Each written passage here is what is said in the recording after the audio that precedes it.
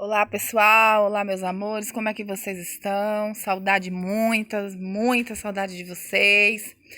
Pessoal, eu preparei uma aulazinha aqui pra gente, tá dando continuidade aos nossos estudos. Hoje a gente vai estar focando no iluminismo. Vamos lá, acompanhem comigo através desses slides e posteriormente eu vou querer um retorno disso tudo, beleza? Beijão, vamos lá. Iluminismo. O que foi? O que foi o iluminismo, pessoal? O iluminismo foi um movimento filosófico, intelectual e científico que contrariou as bases do antigo regime. Para tudo. Mas o que é mesmo o antigo regime? Pessoal, nas últimas aulas a gente assistiu às revoluções inglesas, né? Que abalaram o alicerce da aristocracia inglesa no século XVII. Muito bem. No finalzinho, a gente vai ter a chamada Revolução Gloriosa. Na Revolução Gloriosa, nós percebemos que o regime político da Inglaterra passou a ser uma monarquia parlamentarista, na qual, pessoal, os poderes do rei passaram a ser limitados. O rei reinava, mas não iria mais governar, beleza? O antigo regime é o nome dado à forma de monarquia absolutista que vigorou em toda a Europa até o século XVIII, beleza? Então, o iluminismo é um pensamento filosófico burguês que tinha como objetivo derrubar essa estrutura de monarquia absolutista. Por quê? Porque até então a burguesia não tinha participação política ativa. Então, o rei ele interferia nos assuntos da economia, nos assuntos políticos e acabava prejudicando a burguesia que estava em ascendência. Beleza? Continuemos. Quando e onde se originou o movimento iluminista? Pessoal, o movimento se originou na Inglaterra, finalzinho do século XVII, mas vai mesmo, pessoal, dar continuidade, ganhar as ruas na França revolucionária, beleza? No século XVIII. O que representou basicamente o iluminismo? O iluminismo representou a forma da burguesia interpretar o mundo. Observe as características básicas dessa nova forma de pensamento. O racionalismo. O que seria o racionalismo, pessoal? A partir de então, a burguesia entendia que todos os fenômenos, que todos os questionamentos humanos, que todos os seus conflitos seriam respondidos ou então seriam investigados a partir da razão. Por isso, o nome do movimento, desse pensamento filosófico, iluminismo, ou seja, colocar luz sobre as trevas da ignorância que perdurou, segundo eles, segundo os iluministas, durante a Idade Média da Europa Ocidental, ou seja, a Idade Média em que, durante 1000 anos, a igreja ou as crenças, o misticismo, produzia toda forma de conhecimento. Então, tudo naquele momento, durante a Idade Média, era explicado através da fé, através do pensamento teocrático. Com esse movimento iluminista, todos os questionamentos humanos iriam agora ter como principal foco de investigação o próprio ser humano através da razão. Aí a gente vai ter uma valorização do pensamento também científico, né? Os iluministas eles vão ensinar para a população duvidar de tudo, né? Eles ensinam que a gente não pode aceitar uma verdade como única porque uma autoridade está falando que é verdade. Então, tem que passar por um processo racional, por um processo de investigação. A premissa do movimento iluminismo é justamente o questionamento, né? Questiona-se tudo. O cientificismo vai ser outra característica, ou seja, para se chegar a uma verdade, essa investigação vai passar por etapas, né? Por períodos.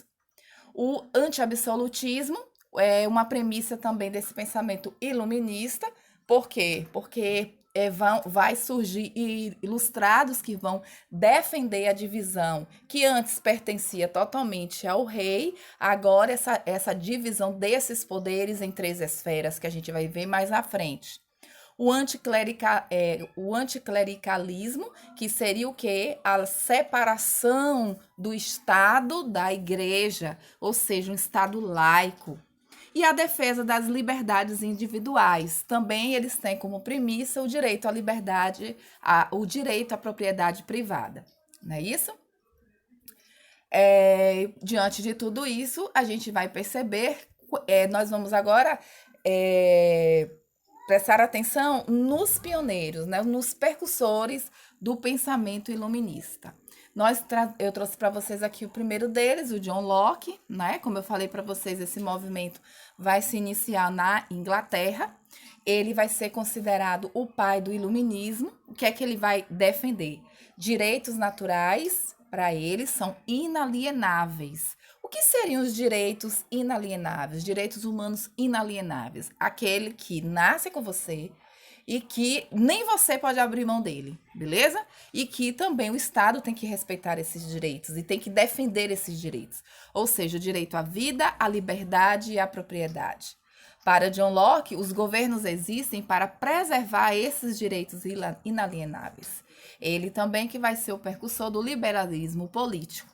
Para ele, a defesa da monarquia parlamentar, para ele, é uma forma de limitar o poder desses reis nos assuntos políticos, né?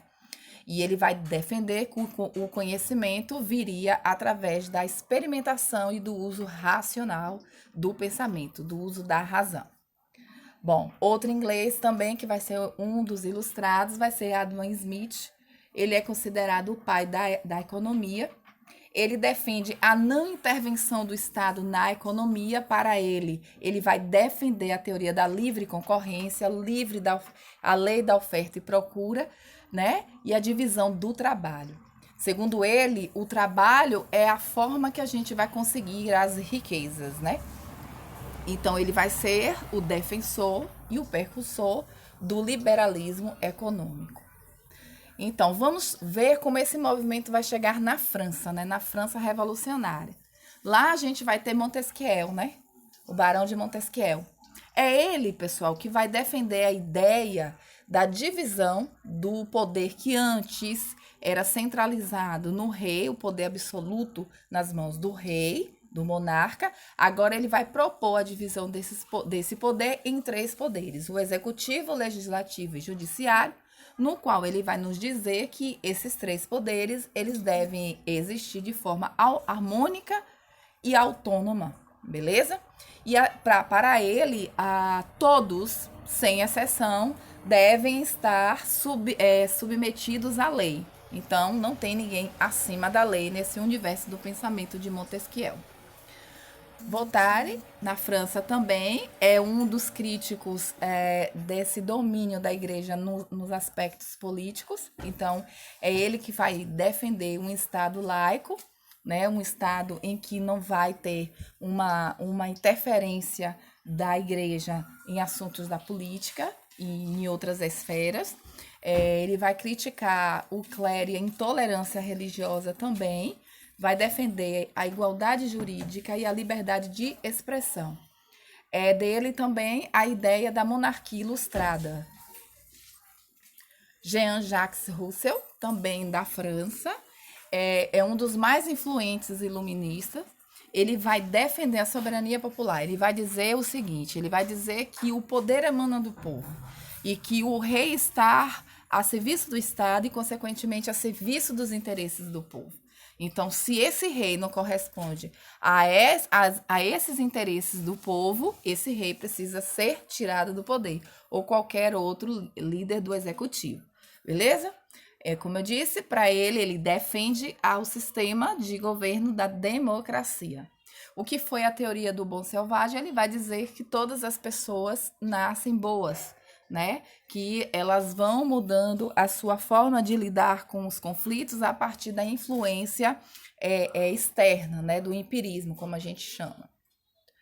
Diderot e D'Alembert, da França, eles vão, pessoal, desenvolver a primeira enciclopédia. Eles vão ser chamados de os enciclopedistas. Por quê? Porque todos esses ilustrados, eles vão começar a escrever, eles vão começar a produzir muito material e era preciso deixar esse legado para as futuras gerações. Então, como é que foi feito? Esses 2 ilustrados resolveram juntar todas essas publicações e deu origem a um grande livro, né? A enciclopédia, que seria agora o livro de consulta no contexto do iluminismo.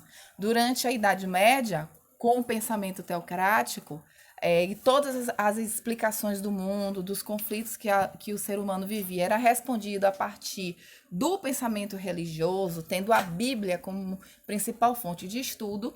Agora, nesse contexto das ideias iluministas, a enciclopédia vai ser essa fonte de estudo. O que foram os déspotas esclarecidos, pessoal? Observe, durante esse processo, né, desse pensamento iluminista, cada vez mais avançando, alguns reis tiveram medo, ficaram com receio de que em seus reinos ocorressem revoluções, né? Ocorressem levantes populares, reivindicando essa mudança nesse estado, né? Essas mudanças radicais. Então, o que é que acontece? Alguns reis começaram a fazer reformas em seus reinos, adotando uma ou outra característica do pensamento iluminista. Então, foi uma tentativa de evitar rebeliões internas. Eu trouxe para vocês aqui um quadro que mostra alguns déspotas e algumas atitudes que eles tomaram para evitar conflitos internos em seus países. Então, a gente tem na Áustria, José II, ele vai... uma das medidas ele vai ser o fim da servidão e ele vai dar liberdade relativa na imprensa, né? Porque você se recorda que durante a Idade Média a gente vai ver que o pensamento ele era regulado por um comportamento moral imposto pela igreja. Então você não tinha liberdade de dizer o que você pensava, né? Você tinha que estar dentro desse padrão de comportamento que a igreja exigia. Então, uma das premissas do pensamento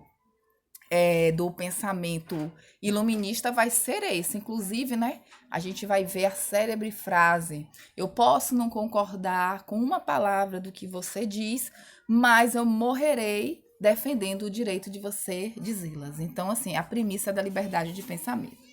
A gente vai ter na Rússia, Catarina II, ela vai criar um ensino leigo e uma universidade, né, em Moscou. Então, a difusão das ideias, o conhecimento através de um sistema, né, através de órgãos criados, instituídos para direcionar essa produção de conhecimento também vai ser uma premissa do iluminismo. Na Prússia, a gente vai ter o Frederico II, que vai ser chamado o rei filósofo. Ele vai eliminar a tortura em seu país e vai criar o ensino obrigatório. Em Portugal, José I, orientado pelo seu ministro, o Marquês de Pombal, vai combater a influência inglesa na economia do seu país, né? Porque uma das premissas nós vimos das características do pensamento iluminismo vai ser o liberalismo econômico, né? E a gente vai ver também lá em Portugal o combate à influência muito forte da igreja nos assuntos políticos, nos assuntos do Estado. Isso aqui vai ter influência no Brasil, porque vai ser nesse período que os jesuítas, né, aqueles que foram os primeiros responsáveis na educação dos povos, tanto nativos que viviam aqui no Brasil, quanto os colonos, eles foram encarregados de direcionar essa educação. Esses jesuítas vão acabar sendo expulsos do Brasil no contexto dos déspotas esclarecidos. E na Espanha a gente vai ter Carlos III, né?